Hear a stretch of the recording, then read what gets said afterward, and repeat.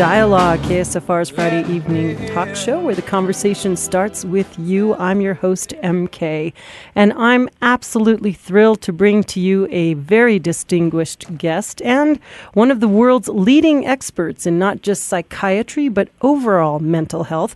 His voice carries with it a vitally important message and a critical vision for our future, a future that involves a more diverse, authentic, compassionate, and inspired view of ourselves and our society. He's a best-selling author, Yale-trained psychiatrist and physician, a pioneer in psychoimmunology, and if you don't know what that is, that's the medicine of mind, body, and spirit, and a well-known inspirational keynote speaker and master storyteller. After spending more than 20 years working with Native Americans, he's also considered a survival expert. The renowned Patch Adams has described him as bringing spiritual profundity and tender concern for humanity that will create a healthy society. And in this regard, he has helped many people rise above their limitations, remove their roadblocks, rekindle their dreams, and transform their personal and professional lives in today's very rapidly changing times. And he's here to help us do the same. It is my honor to introduce to you the one and only Dr. Carl A. Hammerschlag. Welcome. Can you hear me? I can't hear you, MK. Wow, what an introduction. Well, sounds like my mother could have written it. Well, it's well-deserved. I imagine hard worked for and well-deserved. Well, I appreciate the gracious introduction. Well, it's an honor to have you with us today. Well, it's nice to come back to Santa Fe, if only on the wire. There you go. And I understand you spent some time here in Santa Fe. I did. Actually, my journey from doctor to healer began in Santa Fe, New Mexico. Over 50 years ago, I was a newly minted physician. 1965, I just finished an internship. I joined the Indian Health Service as my military obligation was assigned to Santa Fe, the old Indian hospital on Cerrillos.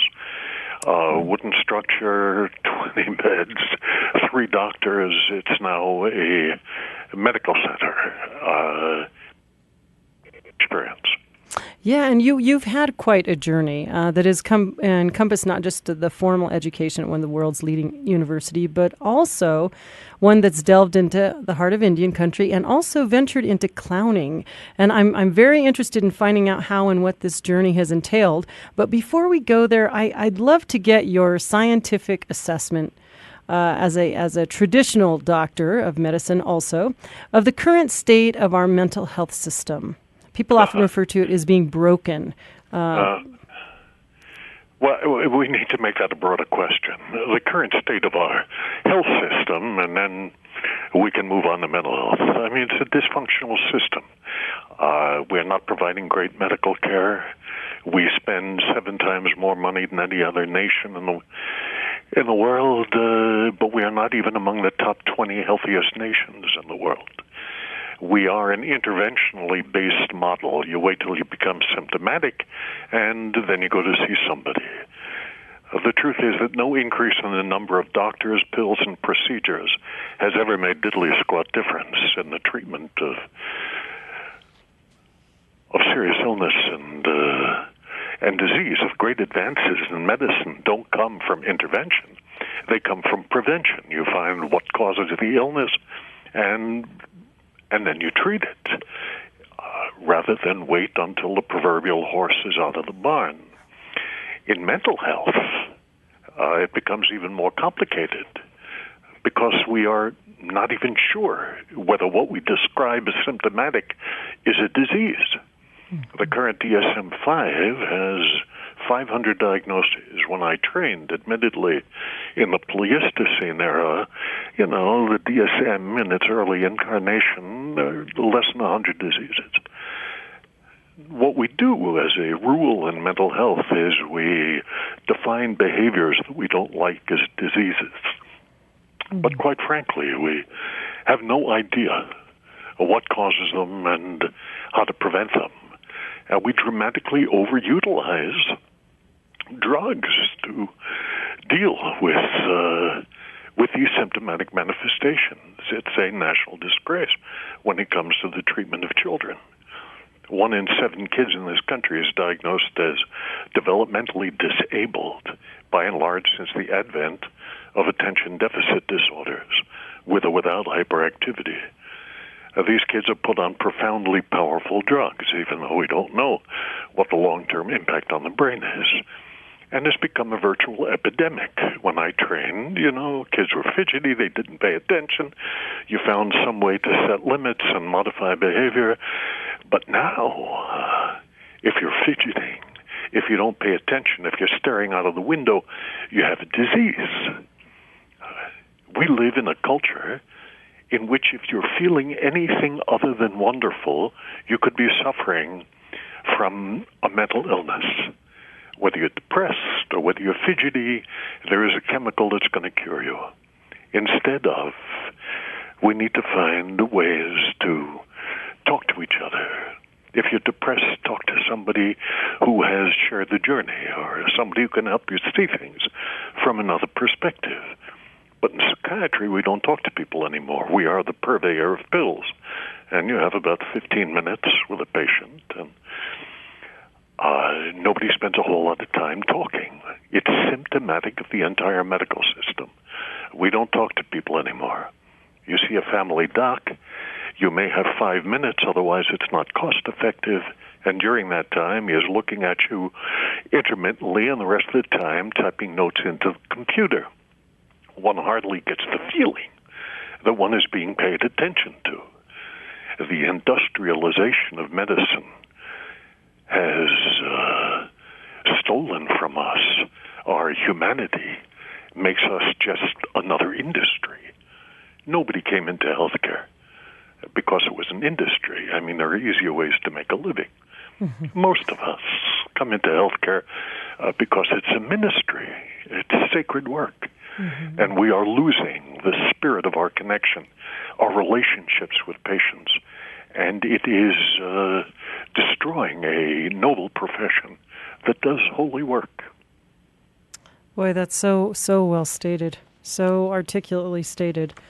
So, I mean, is this something, I'd like if you could expound a bit on the drugs, because I'm not sure people understand exactly how heavy duty these drugs are, especially the ones that we're doling out to young children as young as 5 years old, even sometimes even younger than that, in the case, and young boys particularly. Can you speak to the how should I say, the potency of these drugs? Well, the drugs are potent. I mean, they're amphetamine derivatives. They are psychoactivating agents. They work in the central nervous system in places in the brain that allow us to alter our rhythm. There are pills essentially for everything. So kids are on this interesting combination of psychoactive agents, amphetamine-like drugs, and their derivatives that are intended to slow kids down. But what else it does, we don't know. And once you're diagnosed, which happens now with some frequency, if a kid is acting out, we don't have enough teachers, in the absence of teachers, and in an atmosphere in this country in which the setting of limits has become mythologic. I mean, saying no, or you can't have it, or you can't do it, doesn't happen anymore. Mm-hmm.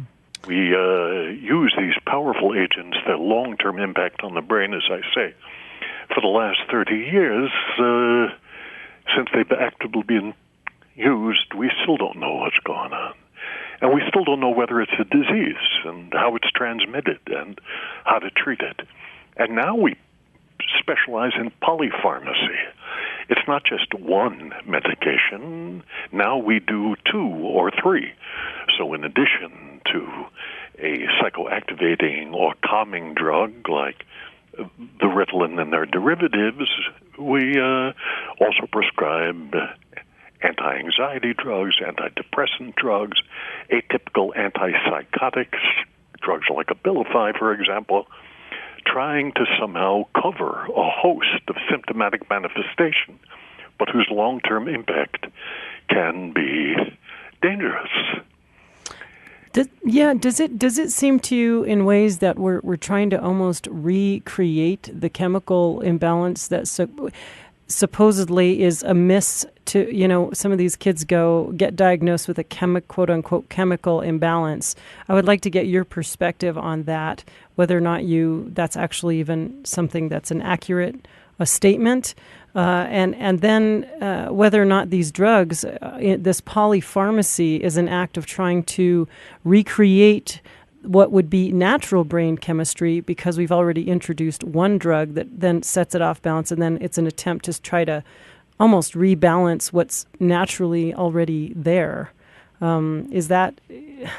I guess my question is that part of what we're seeing, or how do we reach this polypharmacy? I mean, how does it get so out of control so quick? Well, certainly the drugs have impact on the brain. There is some chemical reaction that occurs at the neuronal end plate, things that happen biochemically that alter transmission or receptivity in the brain. But we have no idea why one thing would work with somebody and another would not. Or the whole idea that somehow you get chemically imbalanced once you get sick, or do you get chemically imbalanced before and that's what causes you to get sick? Is it a cause or effect phenomenon?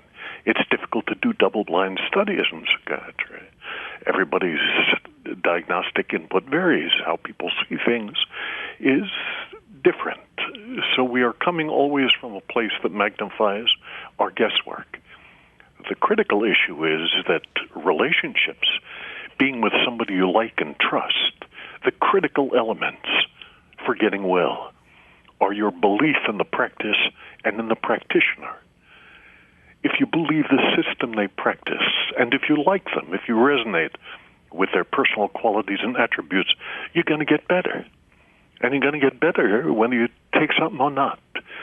I'm talking exceptions for things like trauma and car accidents. I mean, clearly there are acute infectious diseases and trauma that we are superlative in.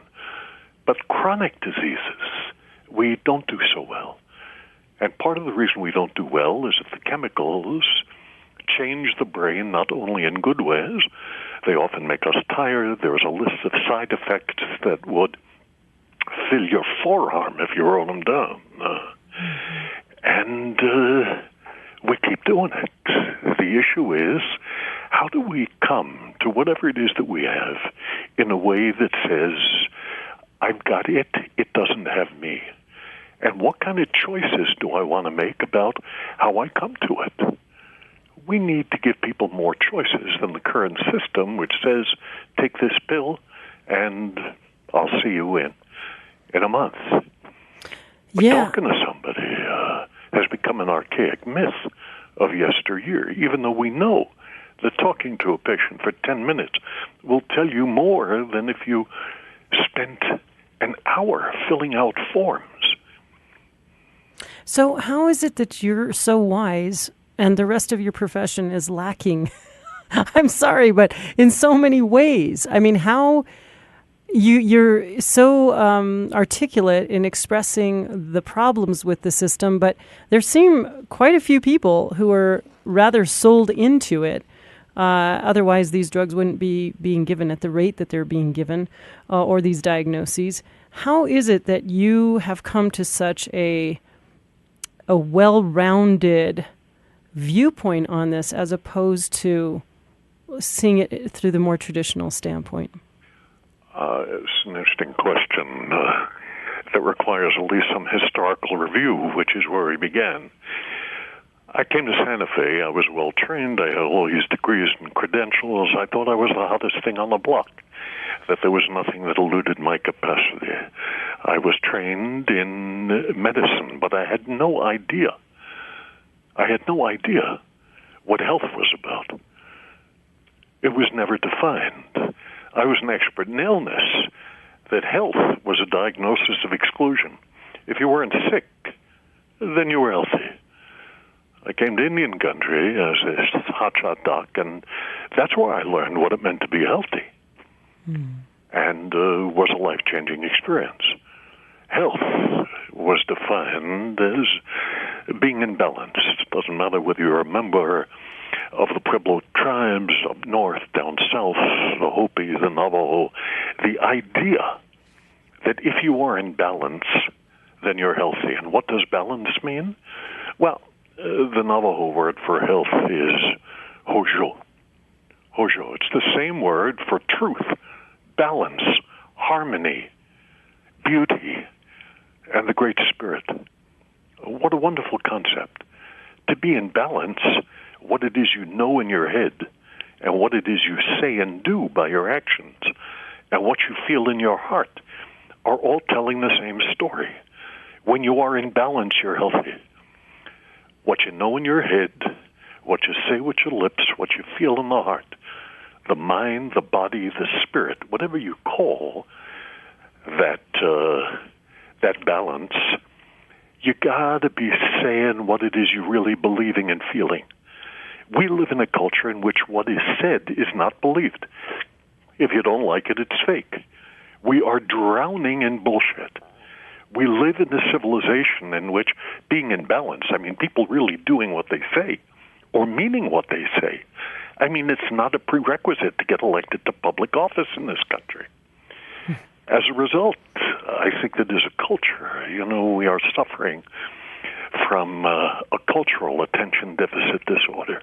We don't have time to pay attention to anything, and we can't believe most of what's being said. It's demoralizing, and it makes us unhealthy. Once you get a sense of what it means to be healthy, then you have to find a way to pursue getting back in balance. And I think that's the future of medicine. The movement from intervention to prevention and getting to people before they get sick. And that means you have to have a relationship with them. I mean, in order to trust them, to like them, I mean, you have to feel that they are there and with you.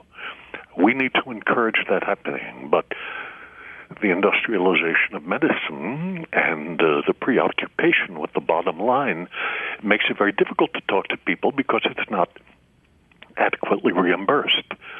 The best reimbursements come from doing procedures, ordering tests, as if that's going to provide us with the answer. My personal perspective is that we would cure 90% of the mental disorders in children, primarily attention deficit now, which I am suggesting has multiplied exponentially, if we simply restored the dinner meal to a family ritual. Just sit around the table, leave your cell phone in a pot, not on the kitchen table, turn it off, and simply talk to each other. Find out what it is that's important to you, what's happening in your day, what it is you believe and feel, what your values are, what's important to you, what you want to talk about to connect at some kind of intimate level. And, of course, the setting of limits, which I have alluded to. You can't always get what you want. And now it's difficult to set limits. I mean, and it's multi-determined. We have children when we're older. We try to understand it before we do it. We talk to them. Nobody says no. You can't do it. You can't have it. Our children are now our buddies, not our kids. Mm-hmm. Even though we know that the setting of limits is an ego-corrective experience. I mean, you've got to learn at some young age that you can't always have what you want to have. Yeah, that's very fascinating. And that the notion of social media, how much that's sort of changing the landscape, and that it also gives kids so much more information. We often talk about this on the show, how much more educated kids are, even sometimes than their parents, or knowledgeable about certain topics because they've just grown up with this plethora of information at their fingertips, unlike my generation or perhaps your generation. I mean, we had to go to the library. We had to, unearth things. And now you can just Google something and start out at 7. And by the time you're in high school, you become an expert potentially in some ways, about maybe a particular topic that you have of interest. So kids are so smart. And yet it's very interesting. You talk about the need for setting limitations. So how do you help parents balance that that dilemma of, this almost like, gosh, my kid is smarter than I am, and I can't really deny it. At the same time, I do need to set limits. I've lived longer. I do know something. What advice do you have for parents in helping them set those limits? Well, first get over the idea that our kids are smart in life. And that doesn't mean they don't know answers to questions that are completely beyond us. But it's all predicated on computer access. You have any question, you ask Siri what it is, and you get an answer. From nuclear physics to where the charge of the light brigade was and during what war. There's virtually everything available. But it sets up the expectation that everything can be known, that somehow you can know it. And you can find it. And, of course, the important questions, the really critical questions, the existential questions. What are we doing here? What's the meaning and purpose of our lives? What is important to you? And what kind of stories do you want to tell? Those questions are not easily answered by the machinery. And there's no one way of answering them. So you have to find some other way to learn. It saddens me that, lots of kids have never read a book. Soon they won't even know what it is. Yeah. And the idea that you have to spend a day or a couple days or even a week reading is so foreign to the contemporary perspective. If you can't get an answer in a minute or a tweet or a 2-minute YouTube video, you're on to the next application. There is no time. So much is happening that if you're not multitasking, you think that you're not functioning in optimal self-sufficiency, or you're going to get a disease that we call, FOMO. That if you're not up to date and paying attention, you're going to suffer from a fear that you're missing out. A fear of missing out, which makes it virtually impossible to be where you are because you're always receptive to being someplace else. I think, we want to have impact on kids. Got to find another way to tell the story. We don't gather around the fireplace anymore. And in the night sky, tell stories by flickering fire that has the capacity to put us into trance and imagine places no longer done. Go away on vacation with your kids, a place that doesn't have wireless reception. The initial response, if you're under the age of 20, is no way. No way I'm going to go without my cell phone. Nobody is more than an arm's length. If you're under the age of 18, you are not more than an arm's length away from your cell phone. Just the way it is. Everything is available, and you need to be aware, because otherwise something's going to go down you don't know.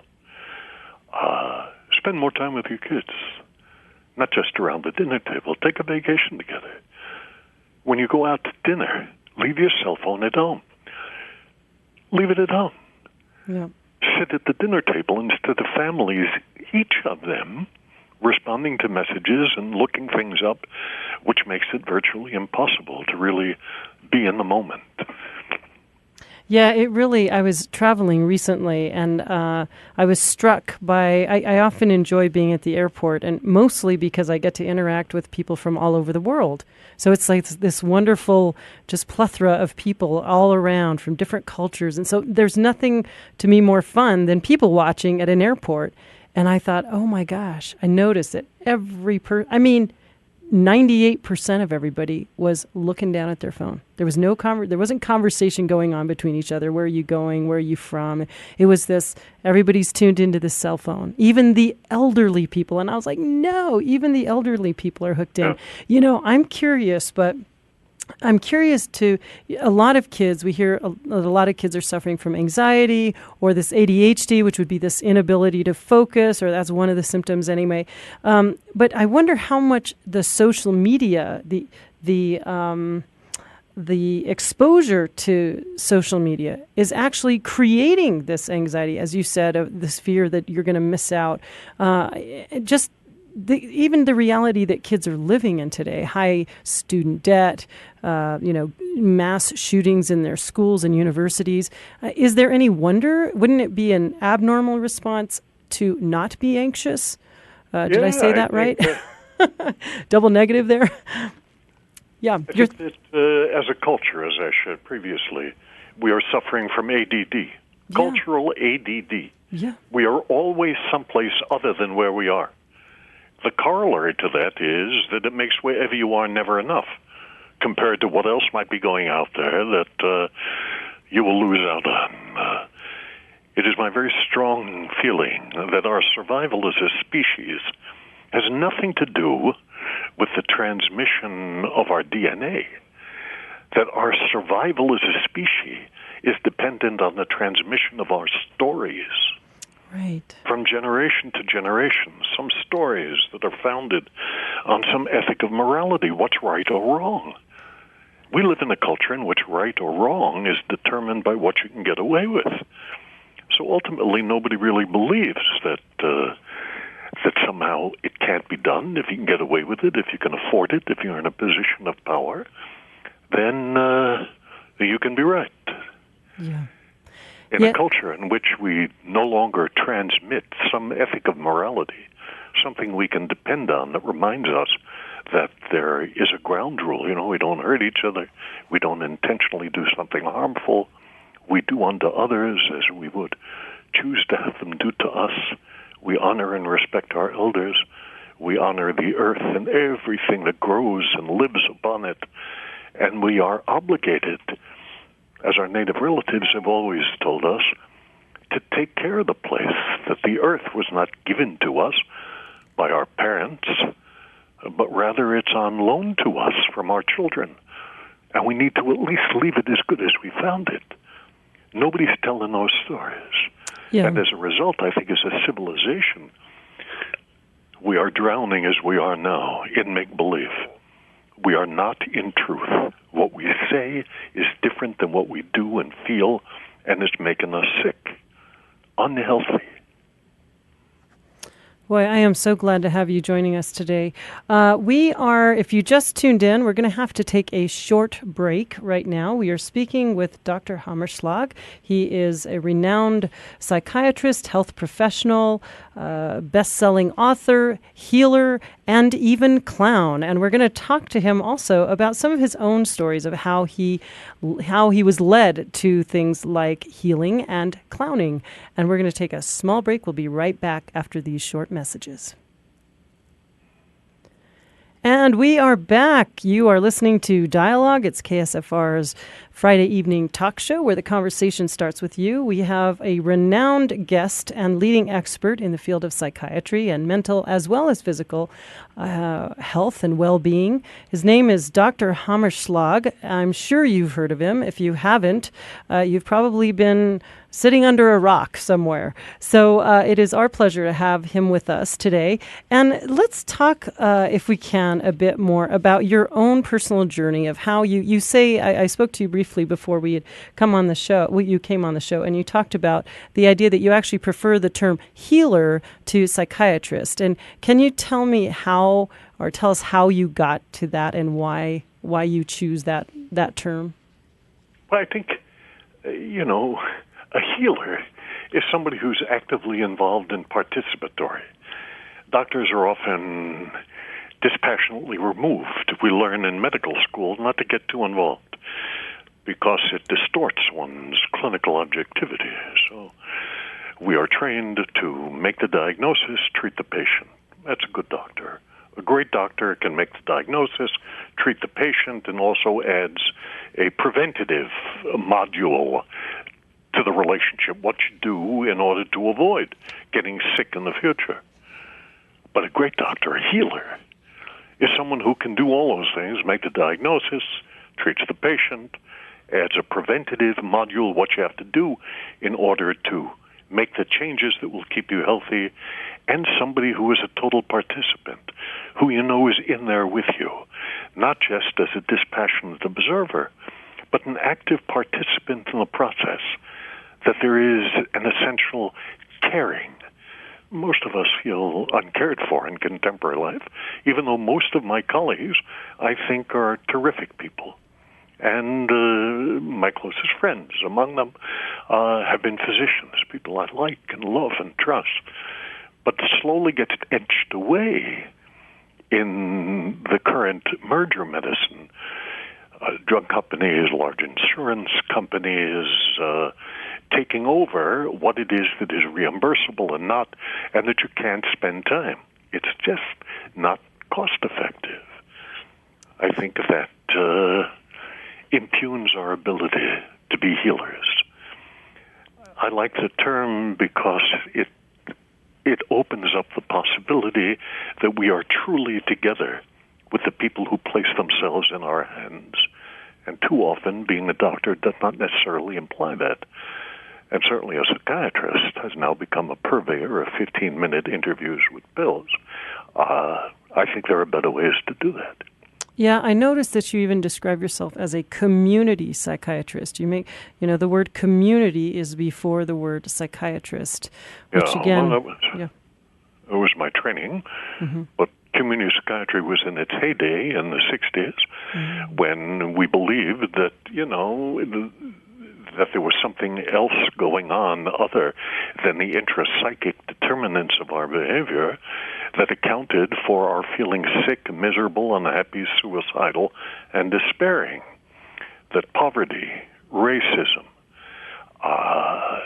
the colonialization, enforced dependency of people that previously, like Native people, had not been exposed to. The government comes and tells you that you have to change your way of life as a ticket for survival in the culture, especially the warrior tribes. The Pueblo tribes along the Rio Grande, by and large, spared. Nobody really wanted the land, and for a long time were inured until 1680 in the Popey Revolt. But by and large, we are moving away. Yeah, so how do you suggest we individually as well as collectively, from patients to practitioners, take back ownership of our health and our mental well-being? Well, one of the things we have to do is obliterate direct-to-consumer marketing by pharmaceutical companies.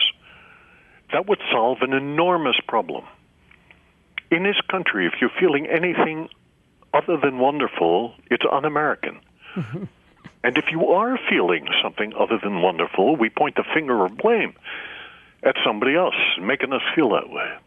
Litigation, entering relationships with your doctor, and the first thing you do is sign privacy pledges and get your insurance coverage, and predicated on the assumption that something terrible could happen. And if it does, somebody's going to sue you, so we have to carry enormous malpractice rates. I terminated my malpractice about 20 years ago, maybe 25 years ago. The idea that somehow patients don't appreciate that you will never do anything intentionally hurtful and harmful. That's not to say you could prescribe a drug to which a patient has a severe reaction, but to sue them instead of, listen, I'm doing the best I can, and I would never hurt you. In psychiatry, you can't have a relationship with somebody if you think that somehow they might not have your best interest at heart, and they could do something terrible. Why would you share? Yeah, how much does just the notion of I'm a patient going in to get my mind examined by another person, how much does that sort of feed into this notion of not taking responsibility? I mean, I know for our own lives, and also I think it makes people afraid to talk to somebody if they are struggling with, say, any kind of mental well-being issue. How much is that interfering with the ability to really get maybe some support that they might need? Exactly right. I mean, you go to a psychiatrist, you're going to get medicated. Mm-hmm. By and large, that's the first line of defense for all the reasons we've talked about. Mm-hmm. It's cheaper to do that. There's more reimbursability if you see 4 people in an hour than if you see one person in some ongoing psychotherapeutic relationship.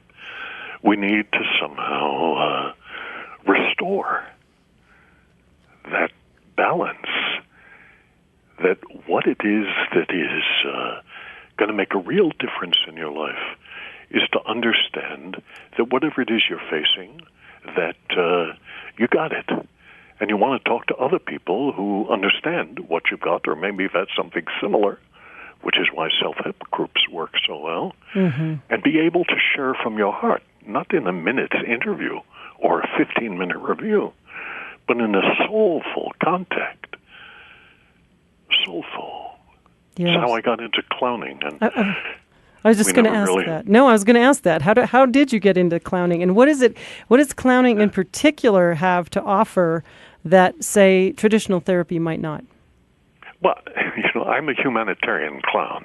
Mm-hmm. I go to disaster areas and war zones and refugee camps, places with trauma, and even in the worst setting, hospices, oncology wards, disaster zones.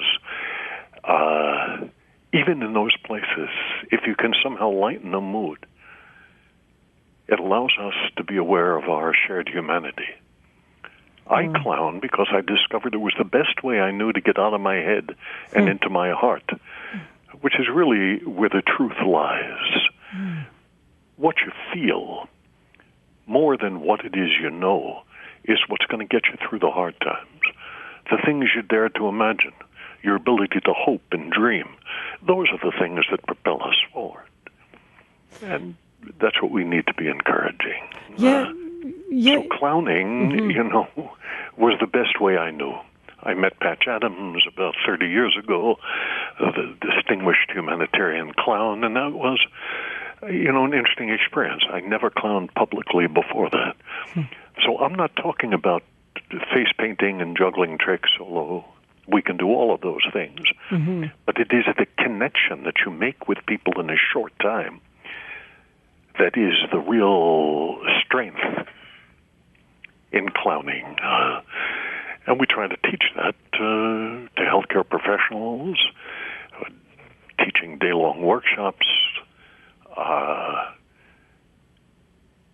about how it is that one can learn ways in which to make intimate connections, heartfelt connections in a short period of time. And people who take these workshops, we conduct clinics after the training in street fairs, in healthcare fairs, and street and art festivals. They become truth fairies. And people can talk to them about anything they want to. No diagnoses, no malpractice insurance, no signing of insurance and whether you're covered.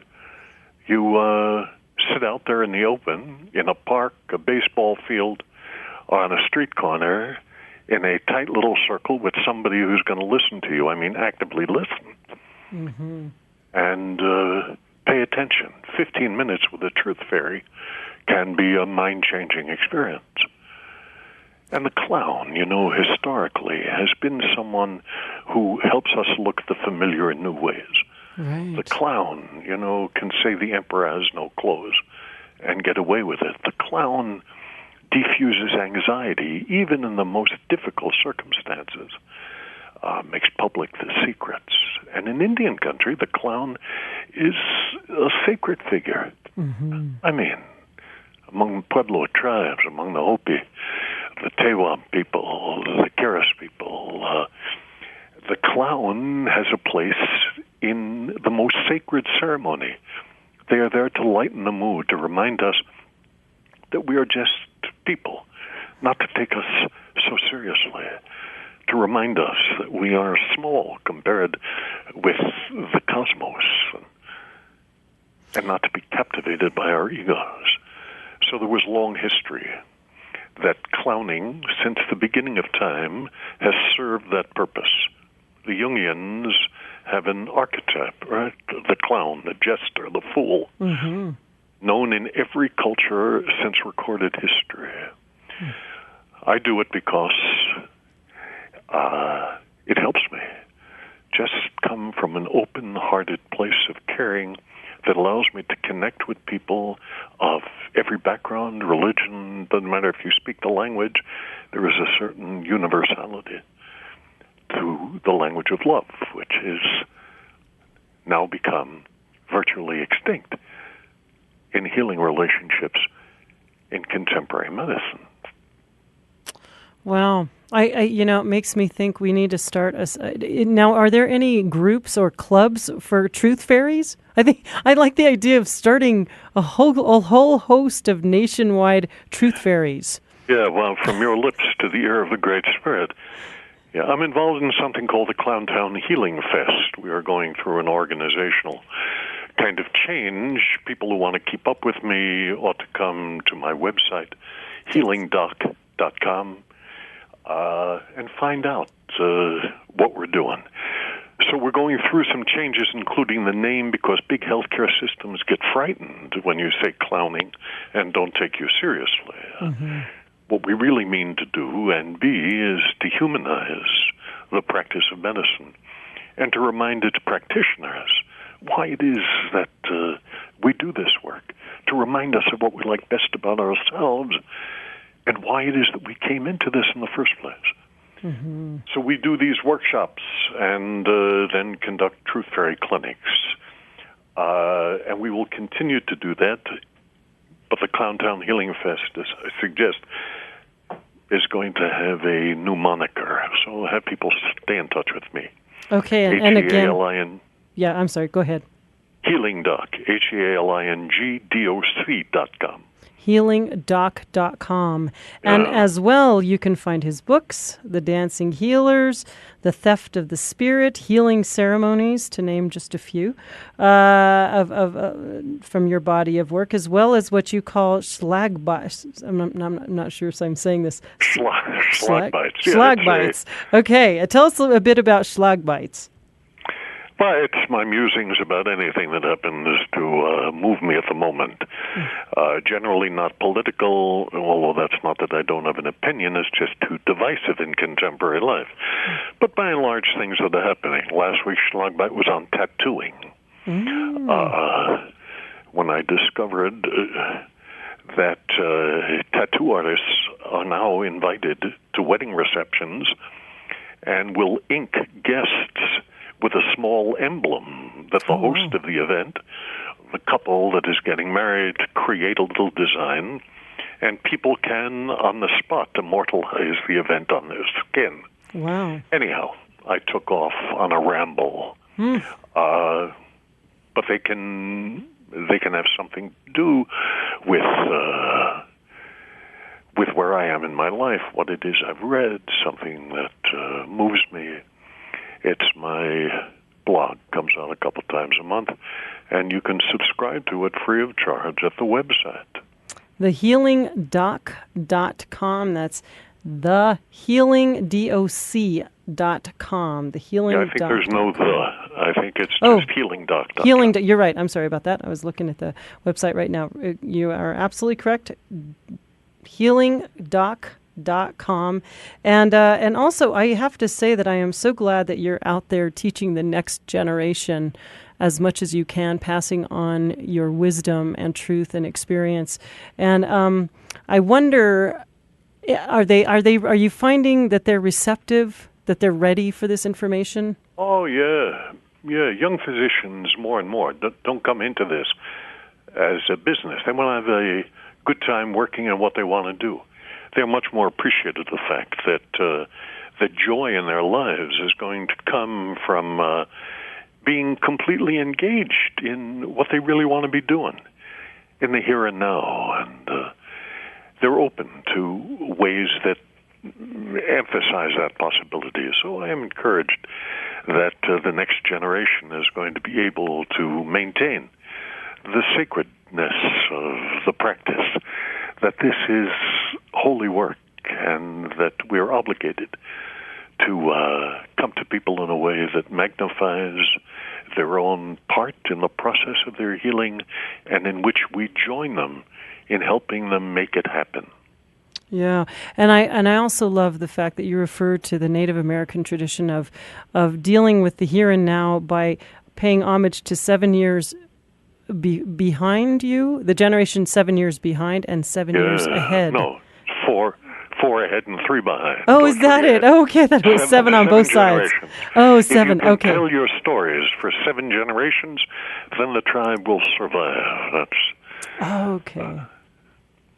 So if you can tell your great-grandfather's stories to your grandchildren, that sense of continuity, that epigenetic impact of values, some ethic of morality, something that make a difference is critical in the maintenance of our health.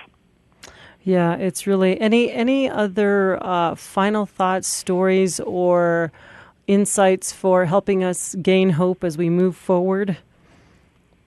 I think the most important thing for us to recognize is it doesn't matter what we're facing, whatever we got,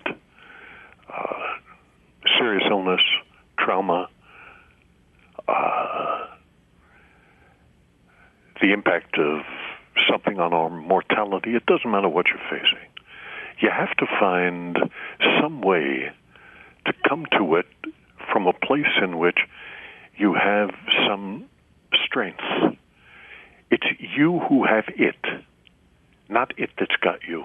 Yeah, I love that. If it's got you, you gotta wait for somebody to come and take it away. You have to wait for St. George to slay your dragon, rather than to stand still and look at it and find some way to confront it, which actually makes the dragon get smaller and smaller. But we live in a society that's so disconnected from each other, in which we are becoming as a nation increasingly divided at this time, that we're not talking to anybody. Yeah. We need to find... No, what struck me in one of your lectures I was viewing before you came on the show, in researching you, was this notion of really facing our fears. And I love that, was calling out the warrior spirit to really, we're becoming almost phobic, and so many of us are, they even talk about living in echo chambers with social media, that now you just kind of hang out with all the people that are like you, and there's no interaction of people coming from different places. And this idea of exchanging our information, I don't know, I find that encouraging and hopeful. Well, I'm hopeful as well. I think we're going to get by these times because I think that younger generations recognize that the machinery doesn't hold all the answers for us, and it comes with a terrible price. It is stealing our humanity, our belief both in each other and the possibilities that somehow we are all in this together, not only individually but as a world, and that we are responsible not just for ourselves but the planet too. We can't be healthy if the place around us is unhealthy. How do you say, what is the number one strategy for facing your fear? Is being connected to something other than yourself that reminds you that you're not facing it alone. Yeah. I don't care what those connections are. This is not a plea for ecclesiasticism. Lots of people connect to God. But I don't care if you connect to spotted whales, dolphins, the land that was left to you by your ancestors. But it's got to be something other than you that fills you with a sense that I am not alone. Instead of living in these difficult times in which we always feel alone. Yeah, and an obligation to that higher cause. It sounds like. Yeah, I have to decline that at the moment. Sorry. No problem. We were just talking about the obligation to, it struck me as I was listening to your responses, also this notion of having an obligation toward the larger community. That's what can give us the courage to face our fears. And there's a desperation nowadays to want to connect with such communities, so find one. Whatever it is you connect to. Find something that reminds you that you're not in it alone. In a society in which one feels alone, and the connections that we make, a frankly, may or may not be real. And how people present themselves is not how they are. Yeah. We need to move beyond that and seek out communities that really remind us of our best selves. And people that remind us, right? Just individuals that remind us of our best selves. I love that. That's part of why I can't stand all this diagnosing, because it focuses on the negative versus the positive, the breadth of positivity in all of us that exists. And so thank you so much for joining us and helping us celebrate that and remember the positivity that lives within each one of us and collectively. I want to thank you so much for joining us today and taking the time out of your very busy schedule to share your wisdom. It's been an absolute pleasure. Thank you, MK. Nice to be with you and with my relatives in Santa Fe. New Mexico holds a place in my heart that is the grounding of my spiritual life, and I love being able to reconnect. Thank you, MK. Nice to be with you. Nice to be with you. Thank you. And thank you so much for listening today to Dialogue. I will see you all next week. Talk to me.